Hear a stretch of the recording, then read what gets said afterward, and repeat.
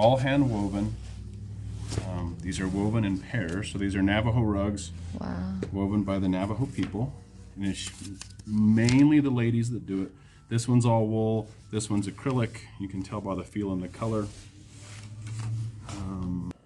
Larger. Wow. The Navajo ladies started weaving these probably, oh gosh, in the 30s.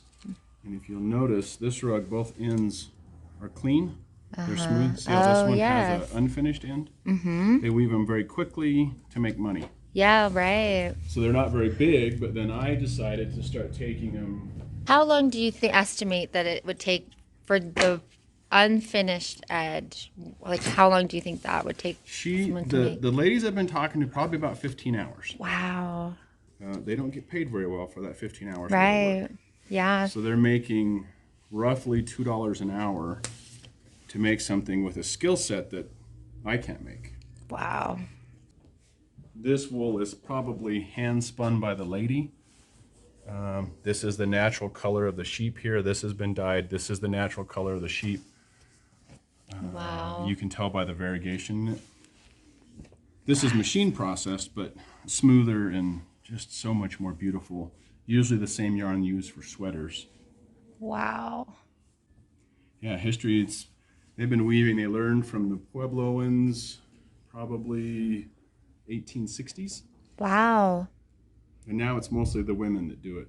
Some of the men weave, but they weave different things. So my friend and I are working on getting these ladies to get more money for their rugs. Yeah. So that's a big part of my push. I've lived here my whole life, and I've been around all this jewelry and stuff, and the people that make money are the in-between. The artisans come in, they buy it from them, they triple the price and sell it to California or New York or wherever. So we're trying to make them more popular. Fold it in half. And you have a little That is zipper so clutch cute. on top. Great little bags. The acrylics have so much more color. Yeah, They're that's so much more insane. fun. Yeah, it's. And so is this going to be like, a little more durable? That is crazy. It will be more durable because it's acrylic. That is so beautiful. But you can tell the This is differences. And you see, I don't know if you can tell, same weaver. Oh, yeah. See her pattern coming out. And it's usually the older ladies that weave them. The younger ones that are really good will make bigger rugs that are worth $10,000. Right. Yeah. I've seen.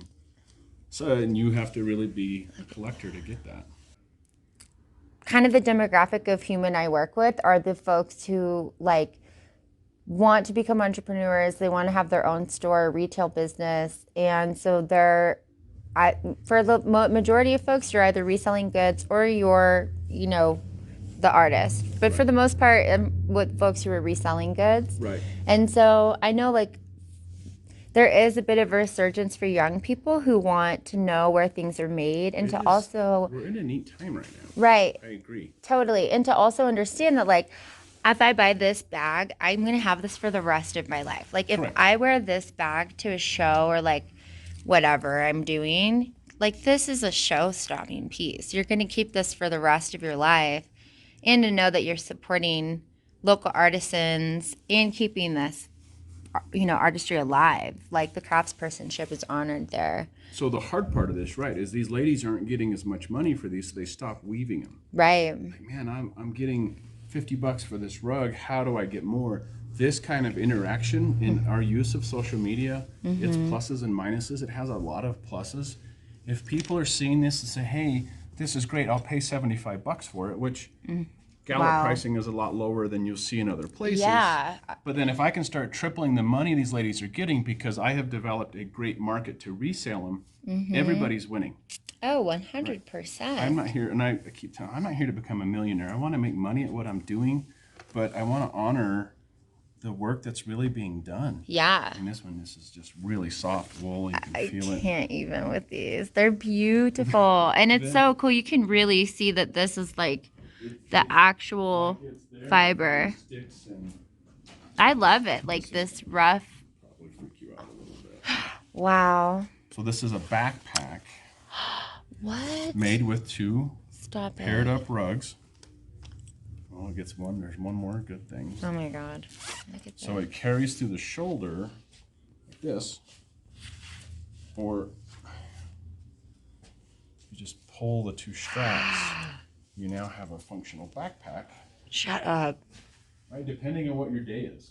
God. That's amazing.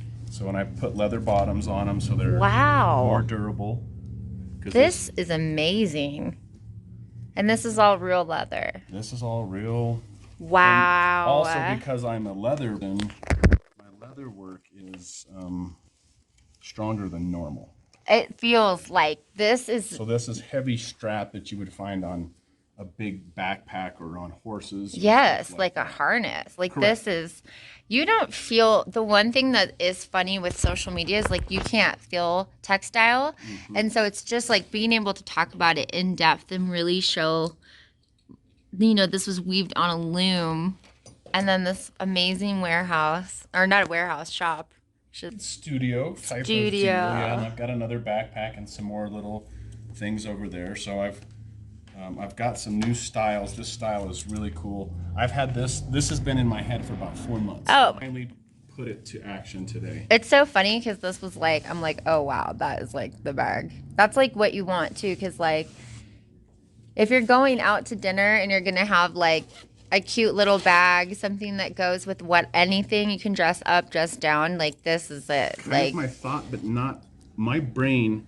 And my wife is a very practical lady. Yeah. So this little dainty stuff is not her deal. But, so again, this one, I have no cuts, right? It was all folded. Wow, look at the which bottom. was very complicated.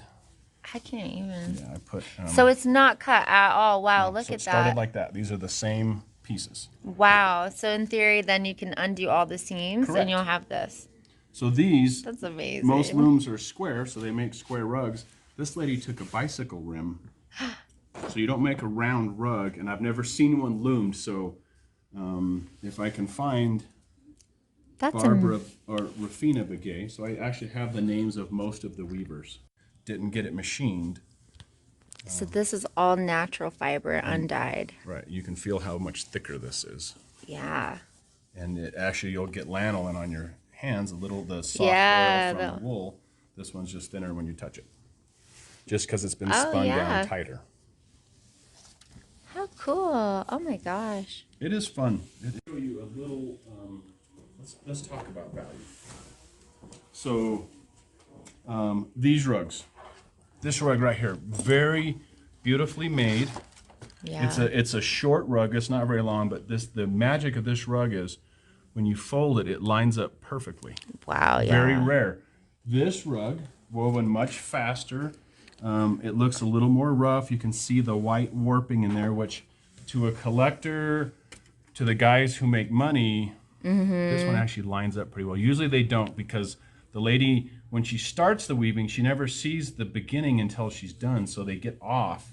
But she's so good that even fast and with maybe even a little less, she's still that precise. But value-wise, this rug right here is a stunning rug, and you don't usually see a small one with this much detail. These two have more value. Wow, yeah. To the market, to the traders. 6 types of yarn. Daisy Cowboy. Her rugs, and I'm now selling her bags. I have a better one in here. Wow, look at that.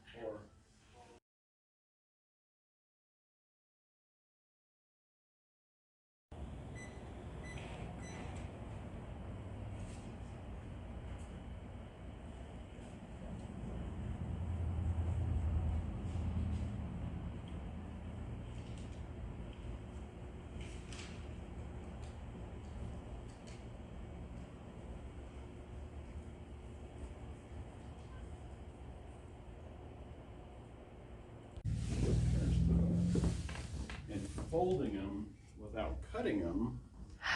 Wow. And making them into a tote bag. So the rug never gets cut. That is beautiful. So if you pull all the stitching out of it, then you still have a functional hand-woven Navajo rug. Wow.